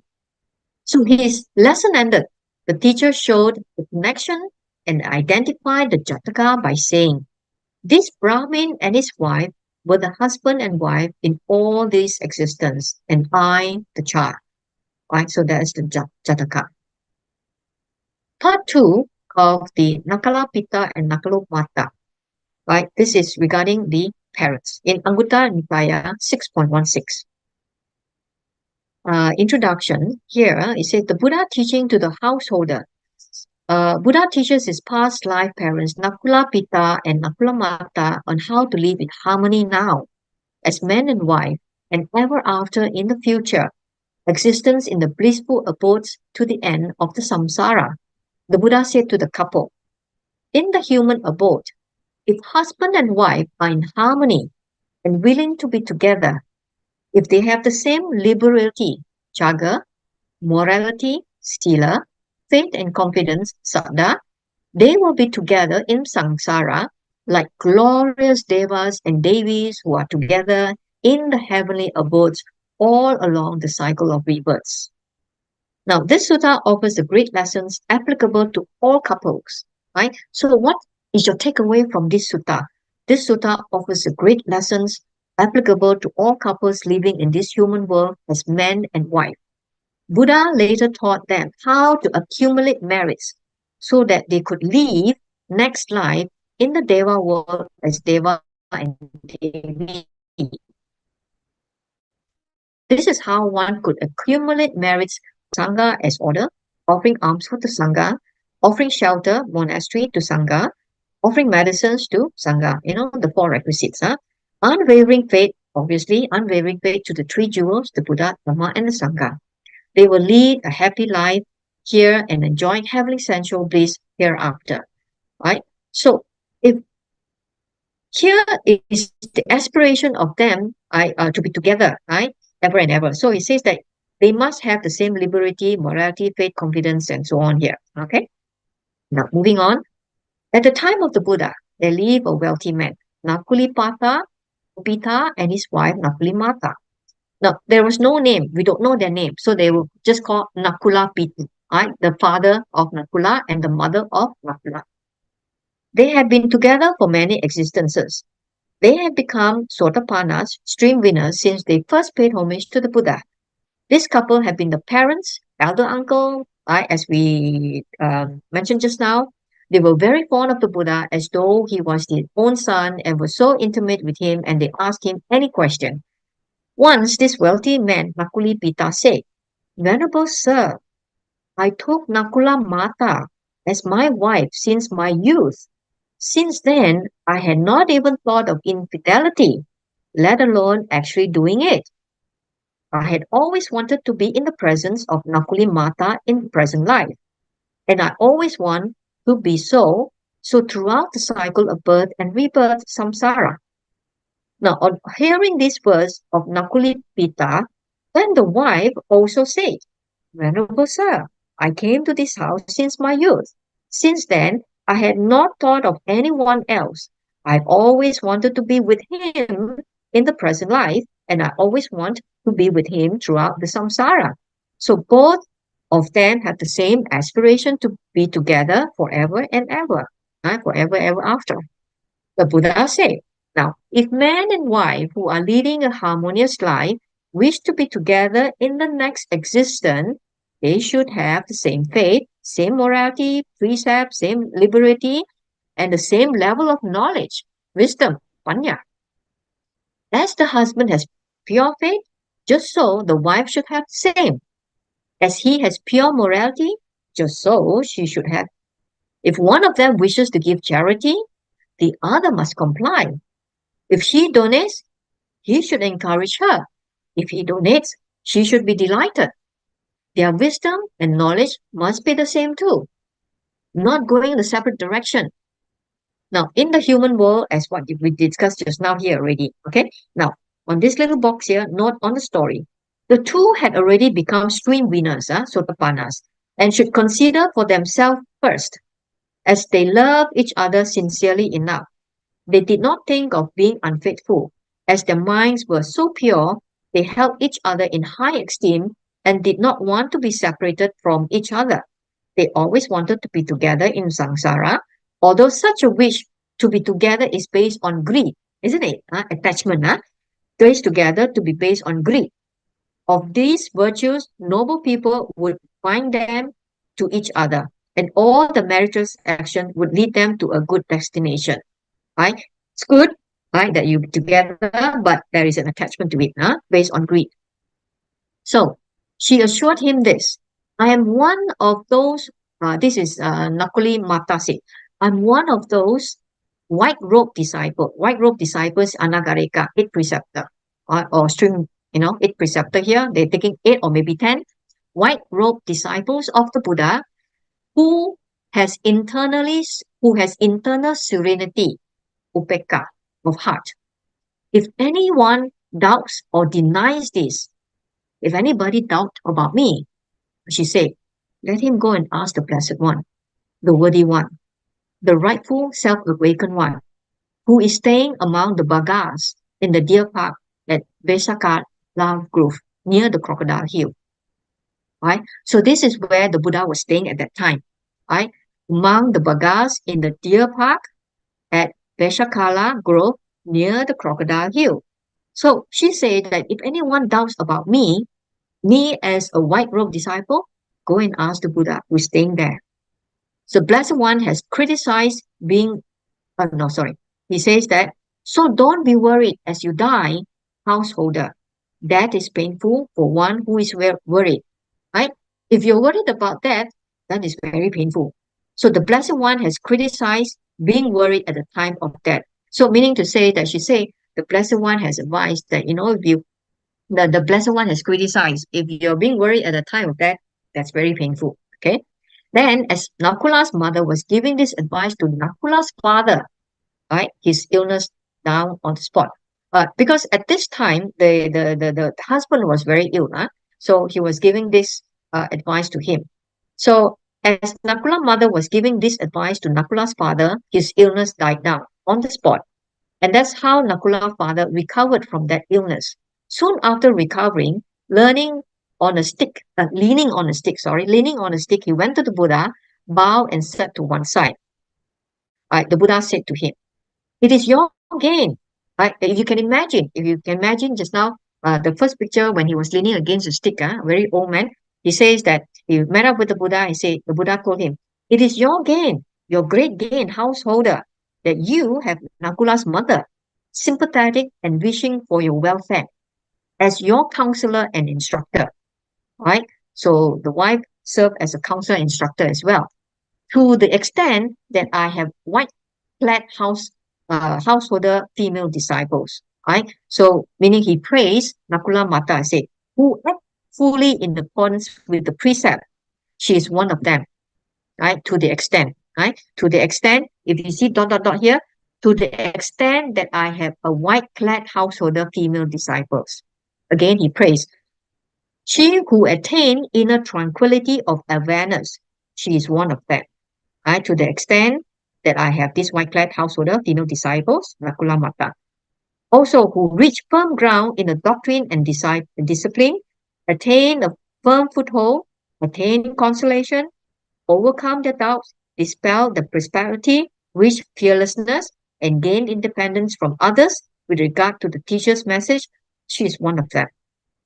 It is your gain, your great gain, householder, that you have Nakula's mother, sympathetic and wishing for your welfare as your counselor and instructor.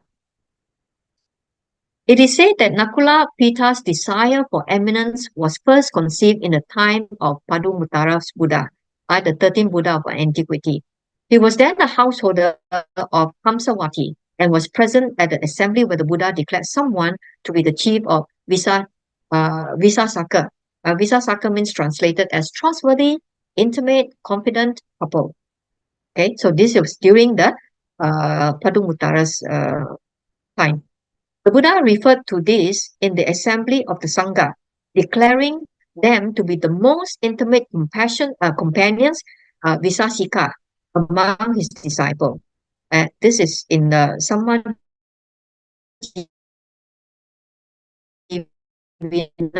Sutta, the same 4.55. So, as mentioned in the Etadaga Vaga, in the Anguttara Nikaya, both of them were listed as one of the foremost and great disciples of the Buddha. You see here, Ekawada, Nakula Pita as trustworthy in the Visasaka. Monks, among my male disciples who are trustworthy, foremost is the householder Nakula's father. Okay, Nakula Mata as trustworthy, Visasika. You see the words the same, but this is masculine case and this is feminine case with a long R. Okay, without a long R is masculine, without a long R is masculine, with the long R is feminine case. Monks, among my female lay disciples who are trustworthy, the foremost is the householder Nakula's mother.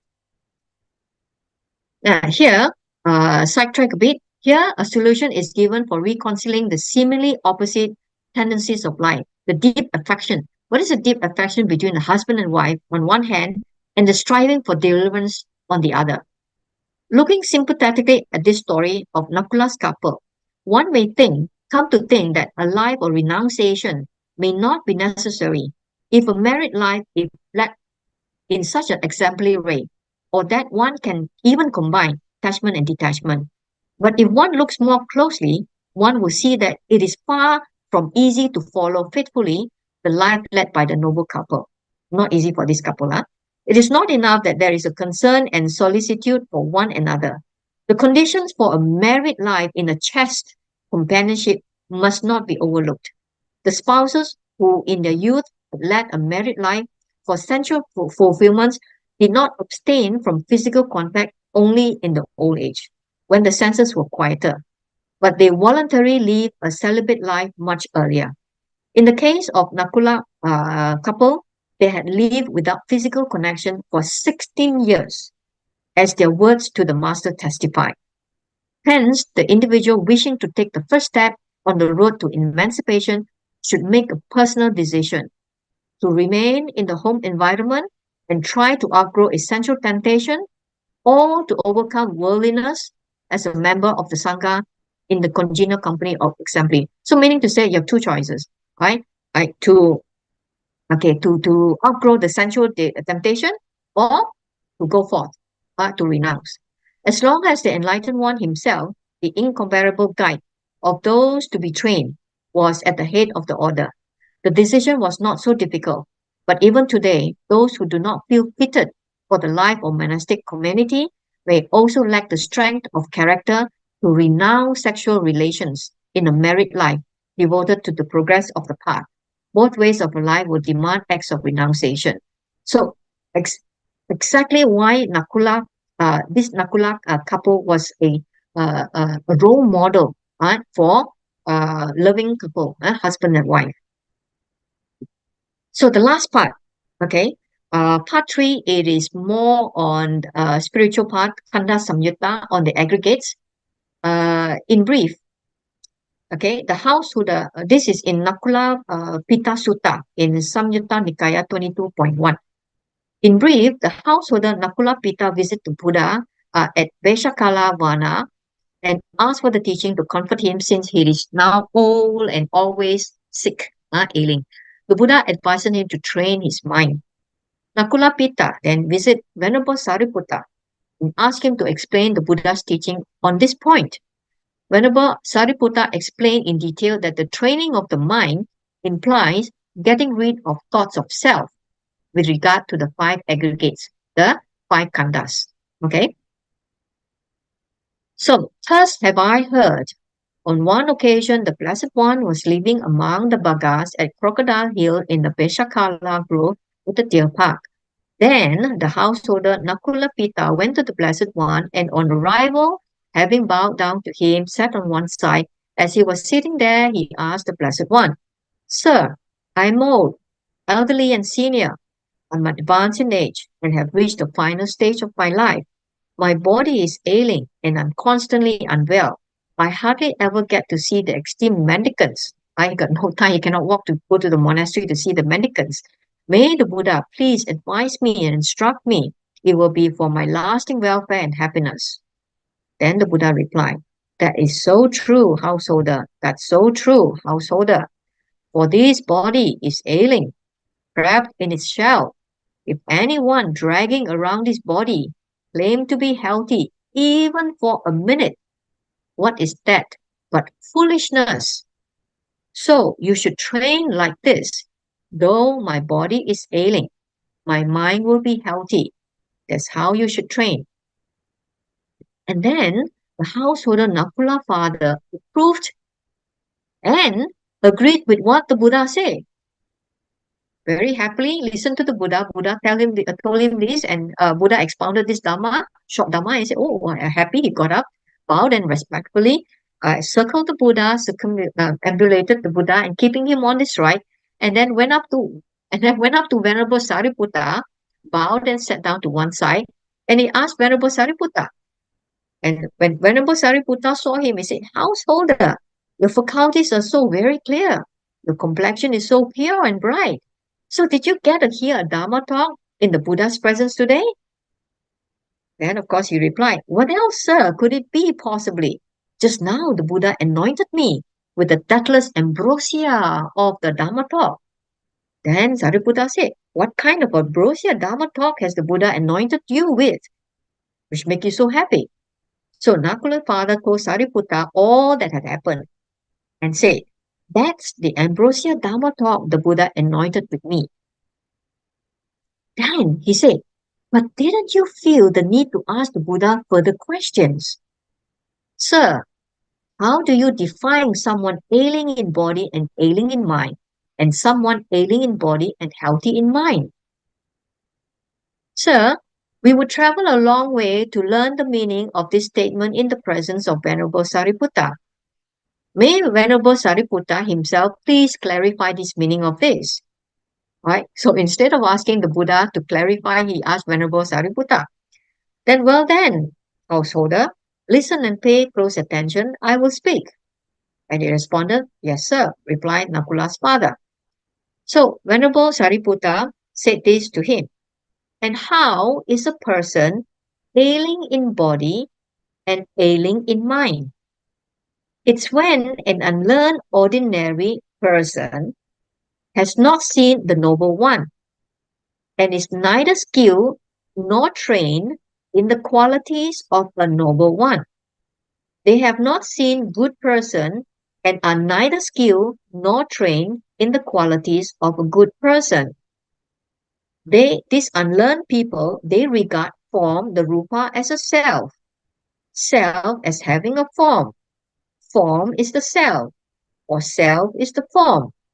They are obsessed with the thought, I am form is mine, but that form of theirs decays and perishes.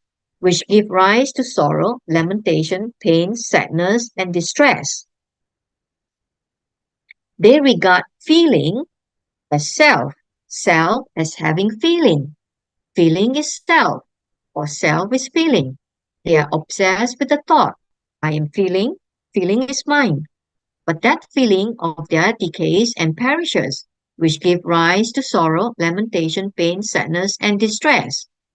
The next one, the aggregates, they regard perception, sanya, as self, self as having perception, perception is self, or self is perception. They are obsessed with the thought, I'm perception, perception is mine. And it repeated again. They regard choices or sankhara as self, self as having choices, choices as self, or self is choices. They are obsessed with the thought, I am choices, choices are mine. Lastly, they regard consciousness, vijnana, as self, self as having consciousness, consciousness in self, or self is consciousness.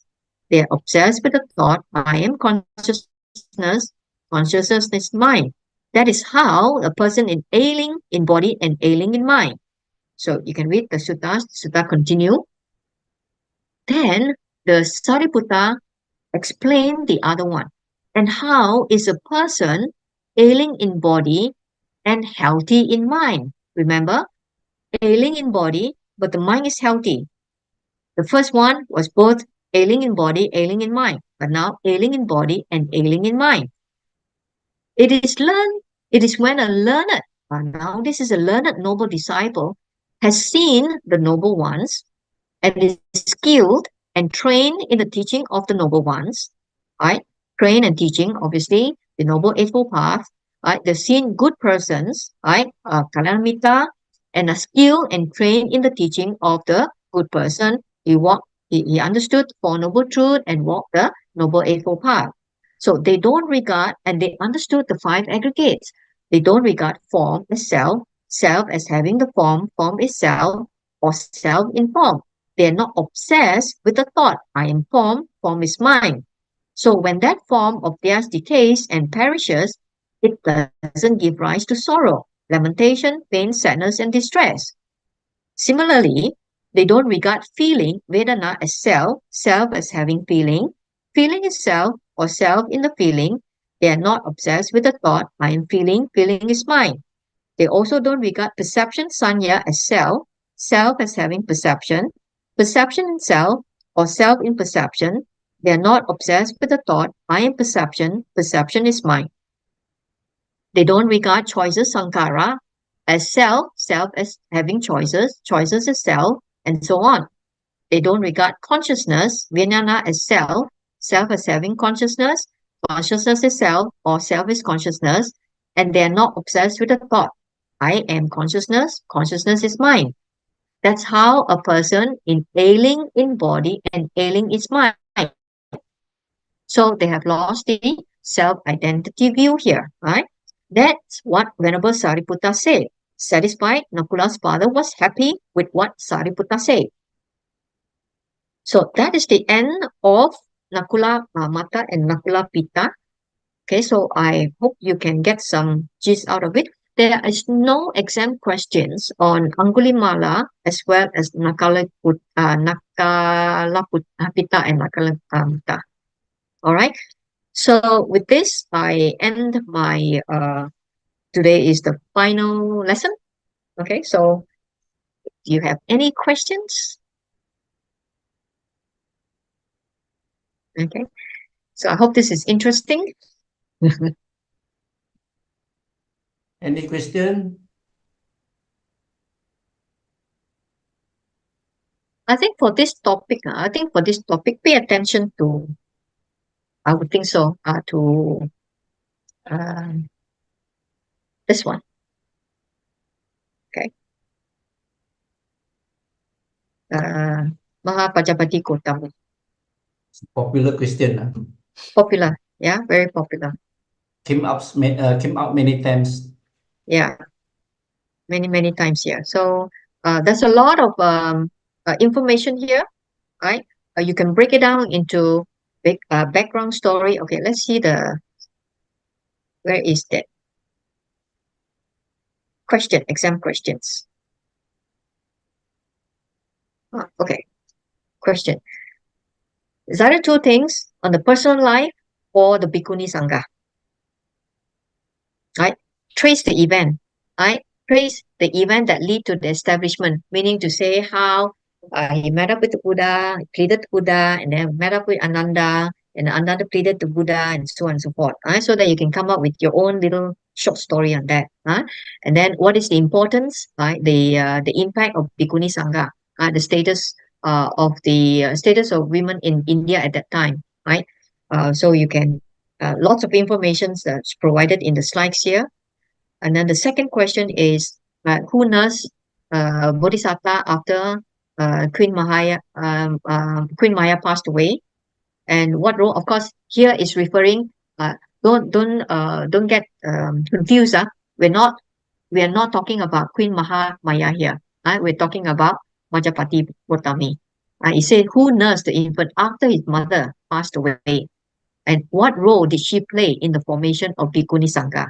Okay, so it's not about Maha Maya, it's about Gotami Pajapati, and after that, what role she played in the Bhikkhuni Sangha. Right. The other question is also the same thing. Okay, so that is how it. Here you see the status of women in India. Don't go too much on that. I wouldn't want to go too much on that. You can go into something like during the time okay, you can get from here, right? The women were not how should I say, were not involved in the what we call the spiritual activities, education and things like that according to the Hindu laws in the time of the Buddha then. Okay, the status of the Buddha here. Okay.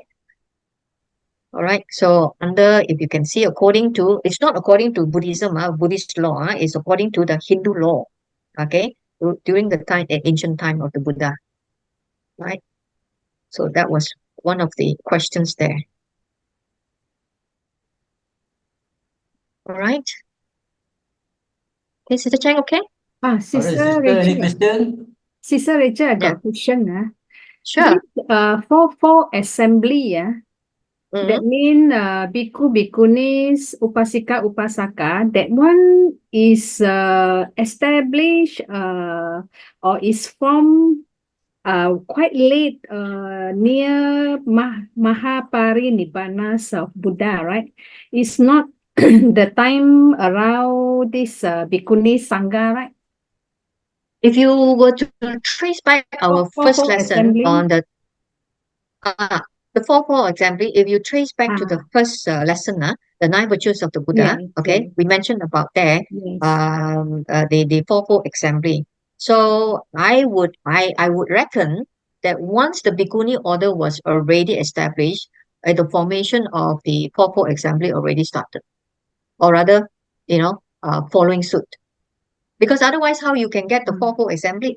Is it like because when I do revision, I read this Bhikkhuni Sangha is formed in Buddha's the 5th Vasa year, Correct. Yeah, And correct. then 5th Yeah. Vasa year, it seems like still very early because Buddha serviced the community, for 45 years of ministry, of Buddha's ministry. So the fifth Vasa year, does it mean the 5th year? Yeah, 5th year. His ministry, that means it's quite early, Then the 45 years is at that time Buddha is already at the age of 80, Yeah. And then he said that before Mahaparinibbana, he will not let the Dhamma just stop there, Then that's why the 4-4 assembly is formed. That's why I am a bit confused now, still not very, very clear, when it was. Was it formed, the 4-4 assembly? Started when? I reckon that it's already formed. It's already formed. Somewhere in the early stage of the 45 years of ministry there. Not near the Mahaparinibbana time, isn't it? No, not Be that late, towards. isn't it? No, it won't be that late. It has to be because then you have so many bhikkhunis already. Yeah. There are so many bhikkhunis. The story of Terikata, you can go into that. It should be early, yeah. Yeah. Okay. Interesting. Thank you. Okay. All right. So, well, I hope all this information of providers are clear. It will really help you in for you to create or establish your own short essays. Yeah. Sister, can I spot questions or not? Spot question Oh, if I have power, I spot question for you. No, too much. No, I will spot some questions. Maybe Some Brother not T to can cover spot all. question. Too much to cover. Brother Not T, enough Brother time T, to very good. study. Oh, like that very difficult to spot questions Like Very maybe difficult. focus in section A, section B, section D, and then the Sangha Nusati, quite a lot to study, the story very long. If you okay, I wouldn't say I want to spot question, but if you were to look at all the questions, all the past question, there are some similarity in terms of that, what they look for. For example, if you take one topic of the 9 virtues of the Sangha, right? There are standard questions already. The Yes. standard questions, maybe one or two dissimilar, right? Not too sure. So you take two, right? Then you create your own 2 essays based on that question. And then if you go on to Ananda, right? Venerable Ananda, also very hot topic, right? Sariputta, also very hot, and Moggallana. If you look at all the past question asked are all very similar one. Yeah. Same one. It's one or two difference only. So you take that, and then form your own essay. Right? I think with that, if I'm doing that, I'll be probably doing that. Yes, I agree with you. It's so much to discuss, to learn. But looking at all the other questions, those are the questions. Normally, if you ask biography, they will ask you what's the virtues, what are the qualities, what is the contribution. 3 things: virtue, right? The virtues, right? The Yeah. contribution, Yes. okay? Virtuous contribution. And very rarely I see question they ask what is their aspiration, life story, right? So if you can look at other past exam question, which are the one biographies they ask for past life inspiration, the one very important one. So I think it could be maybe I think Venerable Ananda. Right, Venerable Ananda, something like that. And then what is the qualities of Maha Kassapa? Maha Kassapa is foremost in Tutanga, right? Tutanga, austerity practices. Yes. So what are the virtues and how he contributed to the first Buddhist council? Okay, so if you were to pick up that important points, then come up with your short essay. And then once you have that, right? If you already have Ananda, Sariputta, Moggallana, then you have Maha Kassapa, you have this, you have to answer 5, right? If you have 6 or 7 strong ones, okay, take 2 lay disciples. The lay disciple will be Ananda Pindika, Visakha, Ananda Pindaka, Visakha. These are the 2 important ones. Then I think you'll be very comfortable if you have 10 questions, you answer 5. Hopefully, got enough time to And cover. not only that, your essays don't have to be too long, Don't have to be too long. How many pages? The typing one, the words. I think for me, in my past experience, when I do my essays in 20 minutes, I have to write, not type, 20 minutes. I will only go about 700 words only, 700 to 800 words. You cannot go more than that unless you can type very, very fast. You can type very, very fast. Okay. So that's why I urge you all to start working on it. Have your essay question like what Brother T had mentioned. Put in your essay question. If this is required typing, type. Don't write. Type. Because at the same time, you're also practicing your typing skills, your typing speed. Okay, once you're able to do that, then only you are able to identify in 20 minutes how many words I can type. If you think that in 20 minutes you cannot finish your 1,000 words essay that you have prepared yourself, cut it down. And then you type again until you are comfortable within the 20-25 minutes. that will be your final piece. That will be your masterpiece. From that masterpiece, you keep memorize, right? Like singing, memorize. This is where, for me, how I memorize is I take my mobile phone, I record, and then while driving, I listen to my own recording. That's how you remember. Okay. I just hope to pass only. Not to worry that much. Same. At the very last, during the exam, I had to cut because he knows that he doesn't have enough time. He has to cut short. So if you do that, then your mind, you get panic. You get panic and then you do not know what to cut. You just, like what people say, tembak saja lah. You just go in. But as I said, now you start practicing, right? Get your own masterpiece first. Whether this lesson, you can apply this to all your other subjects, right? Okay. Apply to all. Get all the other past exam questions from the other, like early, like the early Buddhism or whatever. The other topics do the same thing. Look at the questions now. Now that you have finished all the lesson, look at past exam question. Yes. Okay. Okay, study past exam questions. Do your essay. Then do your practice. Do your training, typing skills. Type. Do your masterpiece. That's all.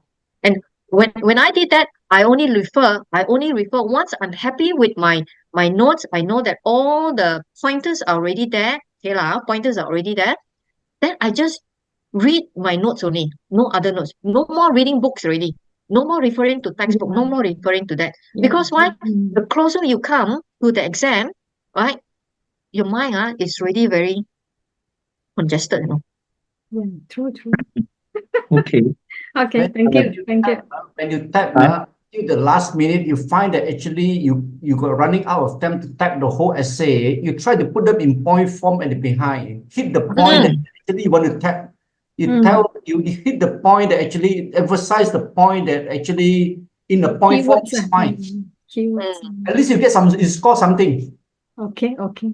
Another thing, when during the exam time, when you spotted the question, of course you circle, okay, question 1, 3, 4, I want to do, before you start, you, like what Brother T said, quickly type in a piece of paper, write down the pointers.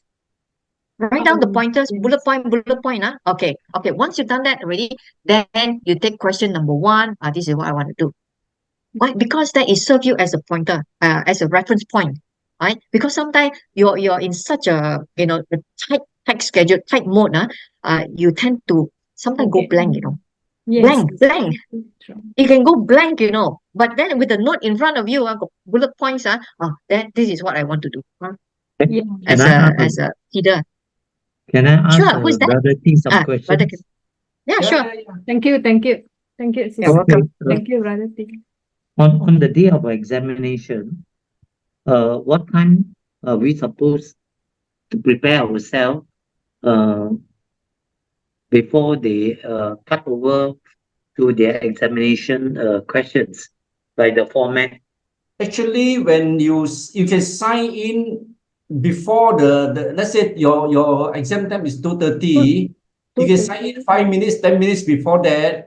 Then you will see a clock there, countdown. Okay, let's say you got 7 more minutes, then it will count down. 4 minutes, 22 seconds, 21 seconds, it will count down. By the time you hit 0, it will divert you to another page, and you can start typing really.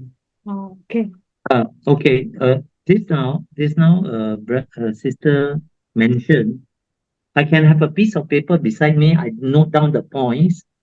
Then when I refer to the question, I can follow that, right? I'm not copying, but jotting down my main points. Am I right? Actually, you can start typing into the thing in point form, and then you make it extend it, make it longer also can.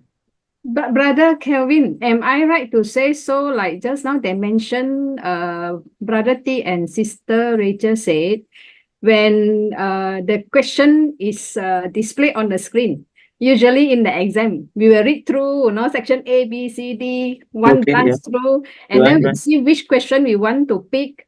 We decide, and then section A, maybe question 2, I will take.